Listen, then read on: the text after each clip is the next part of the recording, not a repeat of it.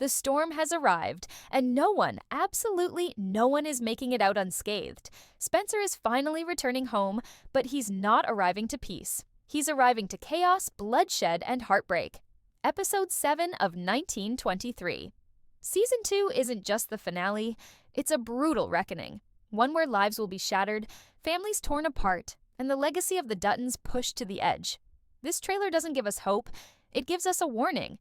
And if you thought episode 6 was tragic, you haven't seen anything yet. Spencer Dutton has been traveling for what feels like forever. Shipwrecks, deserts, and endless trains. His journey has been nothing short of biblical. But now, in episode 7, he's finally within reach of Montana. We hear the train whistle in the trailer, and we know he's close. But his return isn't a homecoming. It's a collision course. Spencer isn't walking into a family reunion. He's walking into a war zone. Episode 6 ended with a snowstorm that came out of nowhere. And now that storm has blanketed the tracks, the roads, and the ranch itself. Nature once again becomes the cruel hand of fate. For Spencer, this isn't just a weather delay, it's a trap. He's being hunted. And that snow is the perfect cover for blood to be spilled without a trace. Donald and Banner's men aren't waiting for a fair fight.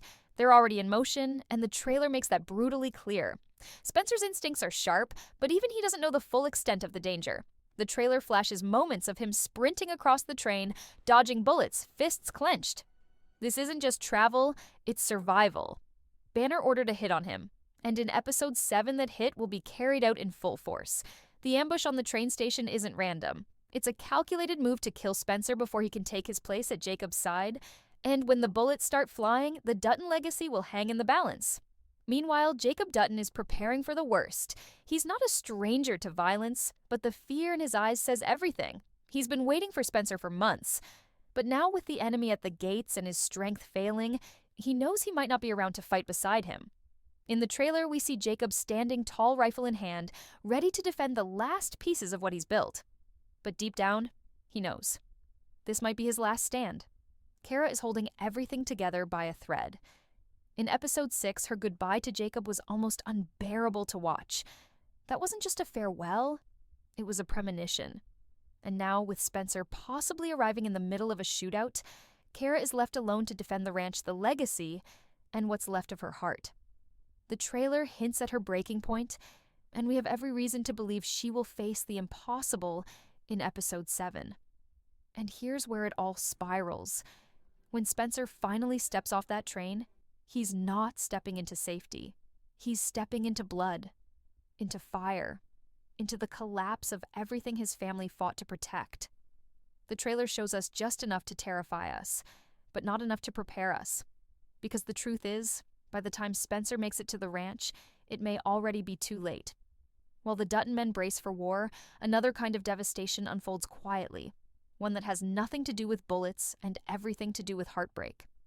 Elizabeth's world has completely collapsed.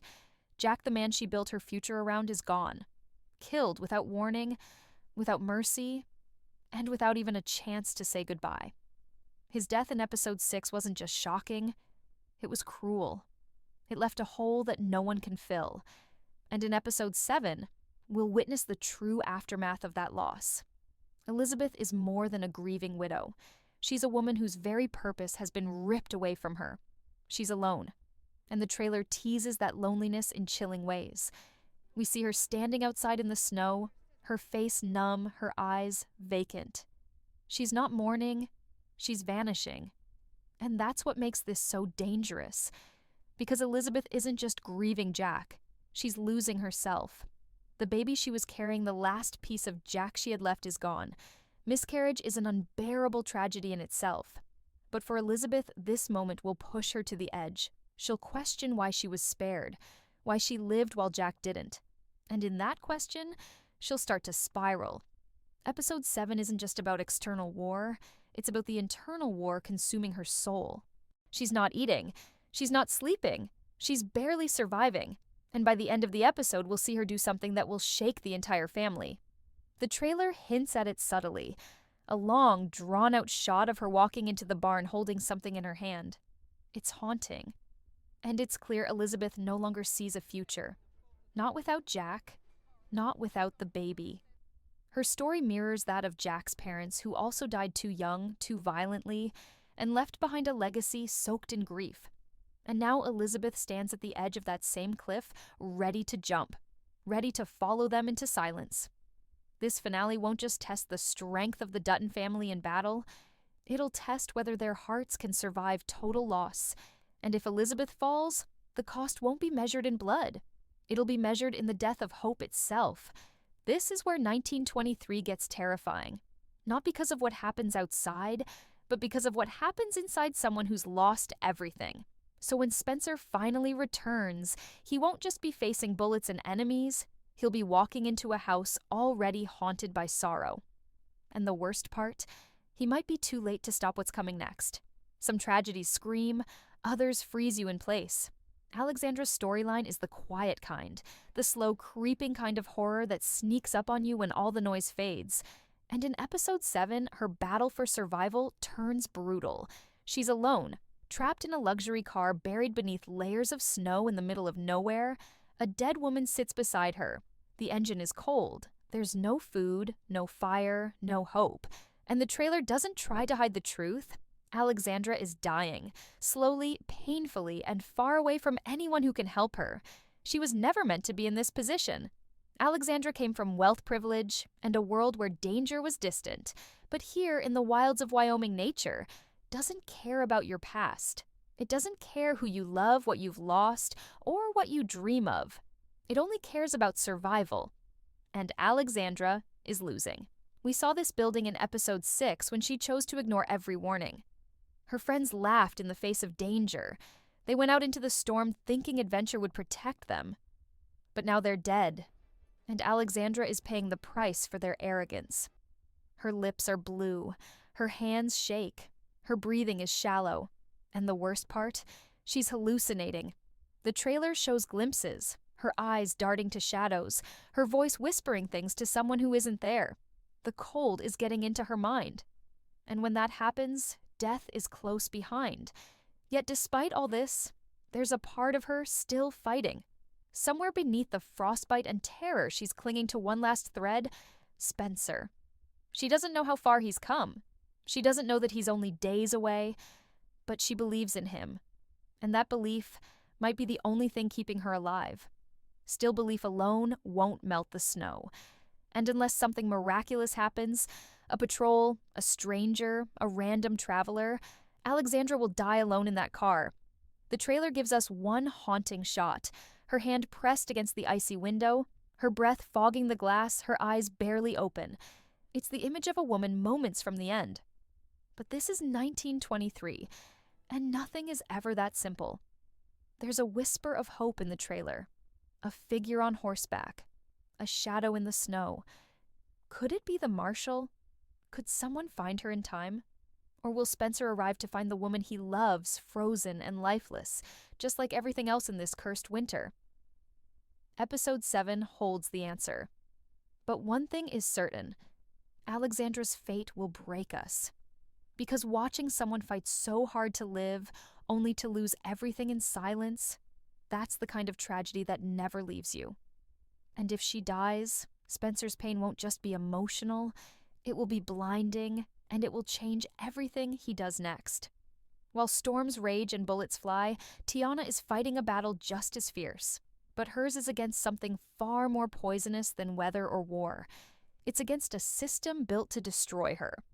In episode 7, Tiana's journey reaches a boiling point. She's lost almost everything.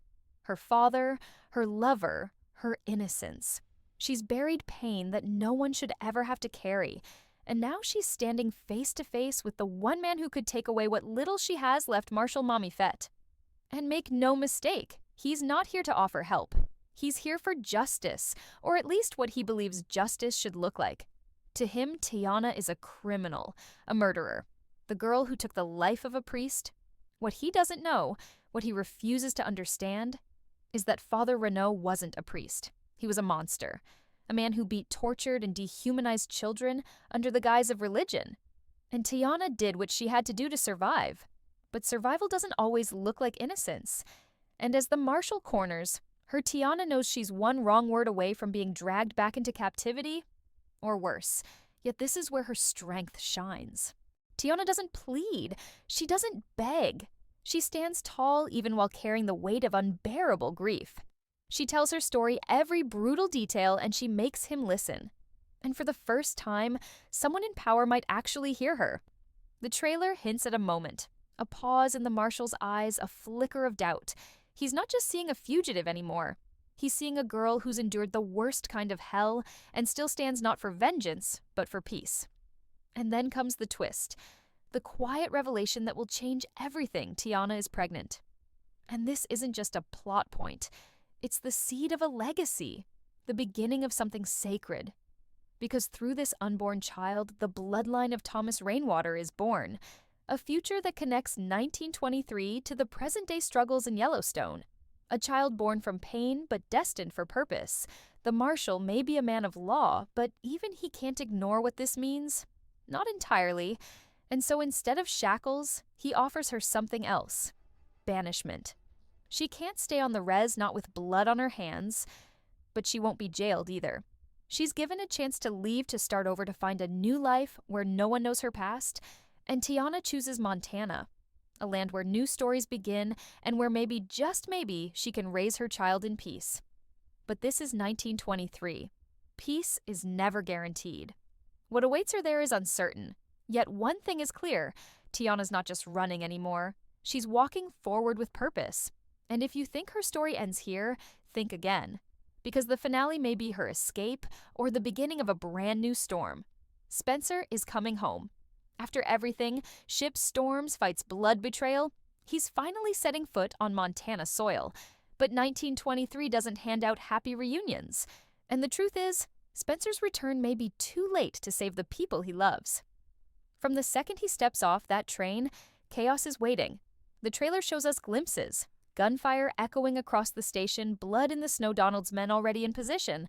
Spencer doesn't walk into a reunion, he walks into a war zone. Jacob is there armed and waiting, but worn down by age and grief. The sheriff is ready to make a final stand, and Banner's goons are hunting Spencer like wolves, determined to finish the job Donald started. This isn't a welcome, it's an ambush. Spencer will fight, and he'll fight hard because that's what he does. He'll take down one of Donald's assassins with his bare hands. He'll drag himself through blood and snow to reach the ranch. But the silence when he gets there, it will speak louder than any gunshot.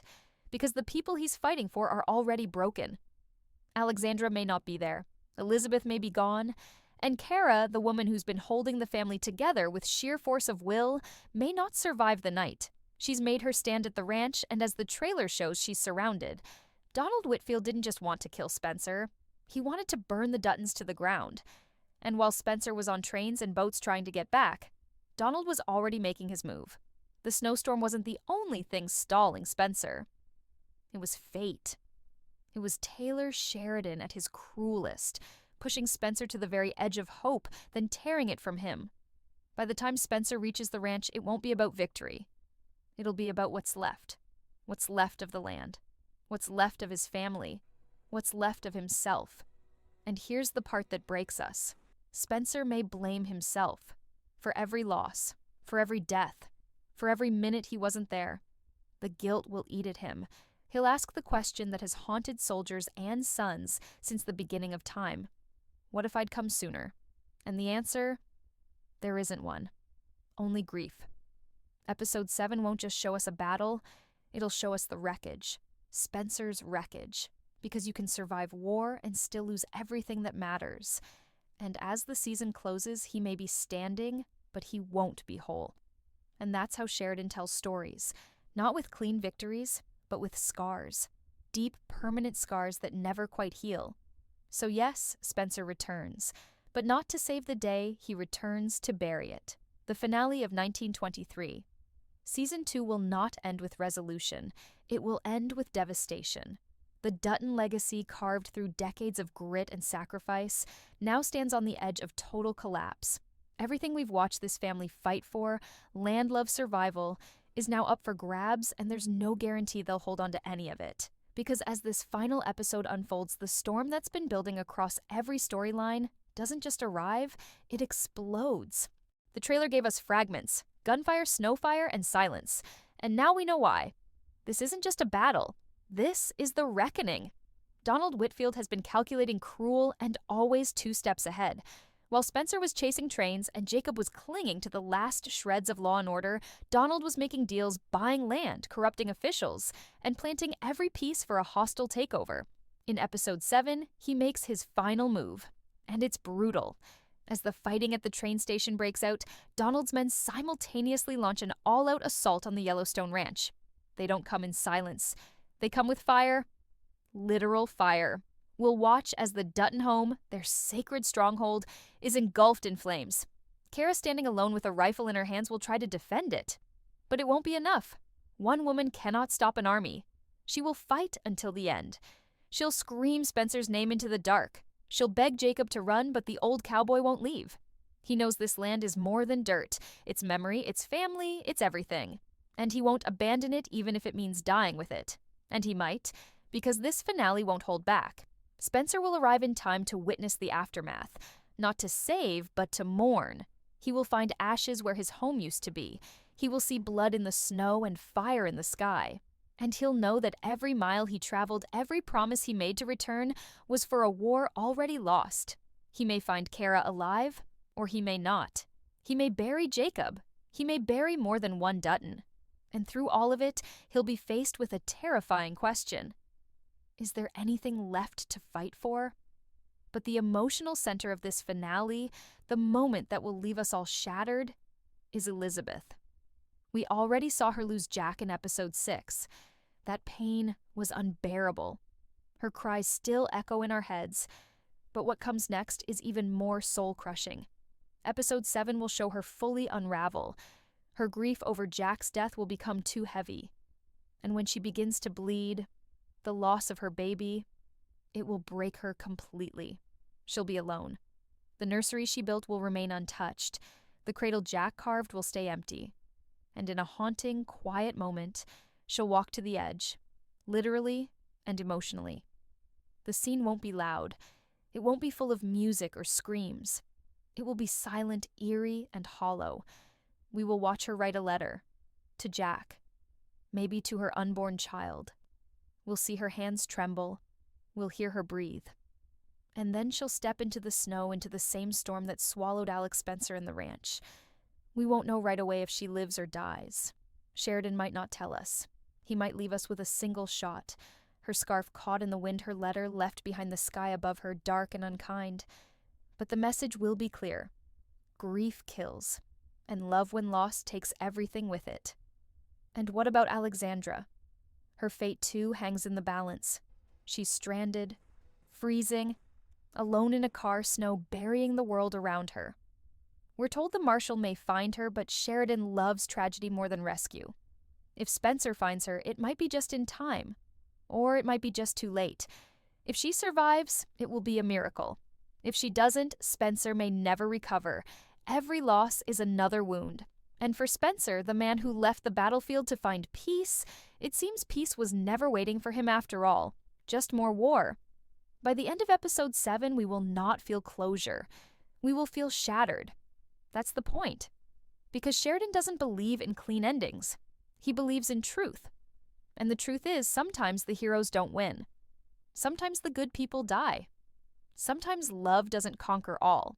And the Duttons, for all their strength, are still just human. And then comes the final twist. The detail that will reframe everything. In the last moments of the finale, we may learn that the Duttons' land is no longer theirs. That while they were bleeding and burning, Donald was filing papers, claiming ownership, erasing their name from the map. A man like him doesn't need guns to win. He uses law, greed, and time. And by the time Spencer realizes this, it may be too late to take anything back. So where does that leave us? With a broken ranch, a grieving family, a blood-soaked legacy, and one man, Spencer Dutton, standing alone in the ruins, haunted by the people he couldn't save. This is 1923. This is the cost of the land, the cost of love, the cost of war. And as we wait for Season 3, all we'll have are questions, wounds, and ash. Share your thoughts in the comments and subscribe our channel for more updates. Thanks!